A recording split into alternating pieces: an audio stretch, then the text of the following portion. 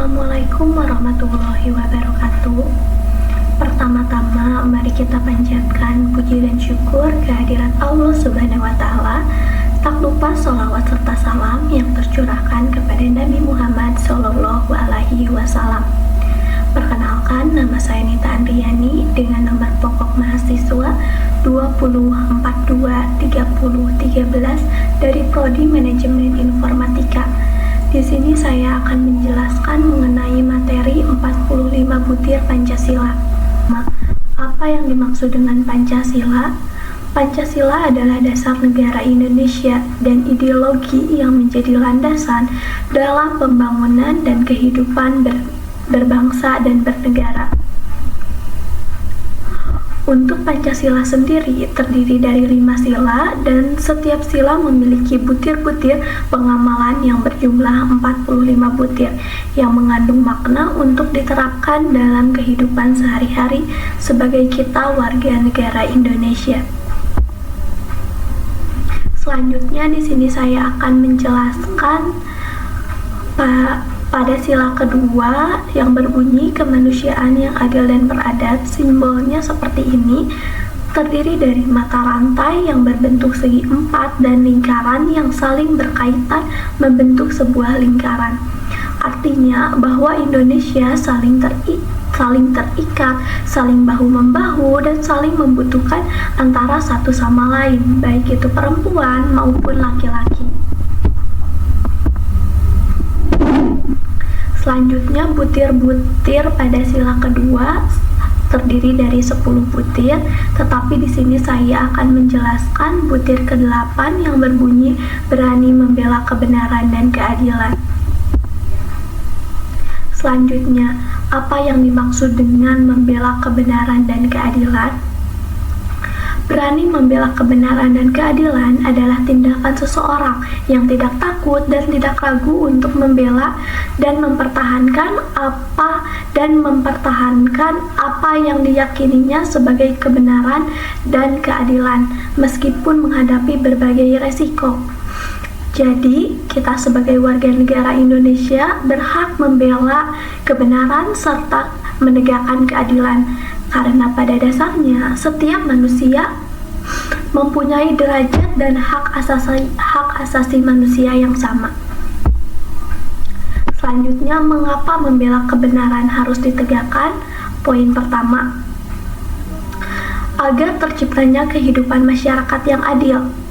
Karena akan terciptanya kehidupan masyarakat yang adil, saling menghormati dan saling menghargai satu sama lain, dan itu menciptakan rasa kekeluargaan di masyarakat negara Republik Indonesia. Karena dengan menegakkan keadilan akan terciptanya sebuah kebenaran. Masyarakat akan hidup dalam harmonis meskipun berbeda-beda latar belakang dari mereka, serta berani membela kebenaran dan keadilan mengambil peran penting untuk mewujudkan hidup yang rukun bagi masyarakat Indonesia. Poin yang kedua, terciptanya keamanan. Alasan kedua mengapa kita harus membela kebenaran dan keadilan agar menciptakan lingkungan yang lebih aman, mencegah konflik dan ketidaknyamanan yang dapat muncul akibat ketidaksetaraan atau perlakuan tidak adil. Lalu poin yang ketiga, menegakkan hak asasi manusia. Alasan kita harus membela kebenaran dan harus menegakkan keadilan karena kebebasan, menegakkan keadilan dan kebenaran merupakan hak dari asasi manusia. Membela kebenaran itu artinya kita berkontribusi terhadap hak-hak asasi manusia. Selanjutnya, bagaimana cara menerapkan perilaku membela kebenaran? Yang pertama, tanamkan kejujuran dalam pikiran. Artinya, kita harus senantiasa bertindak baik, bertindak adil, bertindak bertindak, membela kebenaran, bersikap dan berkata jujur, mau seburuk apapun itu situasinya. Tetapi karena misi kita itu ingin menjadi warga negara yang baik, berarti kita harus menegakkan kebenaran dan keadilan. Jangan sampai yang salah dibenarkan dan yang benar disalahkan. Poin kedua, melaporkan jika tidak ada ketidakadilan atau penyalahgunaan jabatan. Contohnya, misalnya di lingkungan pekerjaan kita ada yang melakukan tindakan korupsi dan kita mengetahui bahwa dia melakukan tindakan tersebut. Kita bisa melaporkannya kepada pihak yang berwenang disertai dengan bukti-bukti bahwa dia benar-benar melakukan korupsi dan benar-benar melakukan kesalahan tersebut. Atau penyalahgunaan jabatan. Bisa saja yang mempunyai jabatan dengan seenaknya menindas orang yang tidak punya jabatan, seperti misalnya dia melakukan kesalahan tapi menyalahkan orang lain.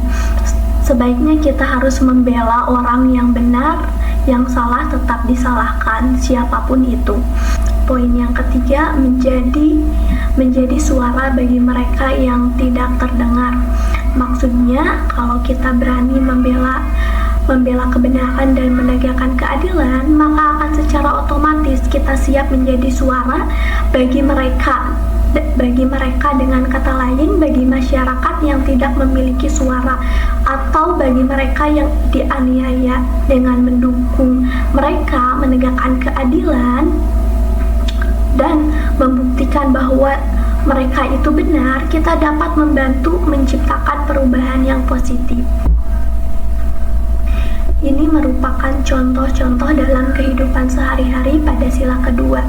Yang pertama, berbeda-beda suku, berbeda-beda agama, tetapi tetap satu tujuan, tetap bersatu, saling gotong royong, membantu orang yang sedang kesusahan, dan menegakkan keadilan dalam kehidupan sehari-hari.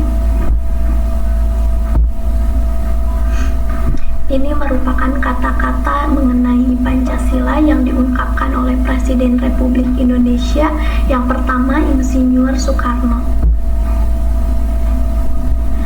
Mungkin itu saja penjelasan dari saya. Mohon maaf jika ada kesalahan. Wassalamualaikum warahmatullahi wabarakatuh.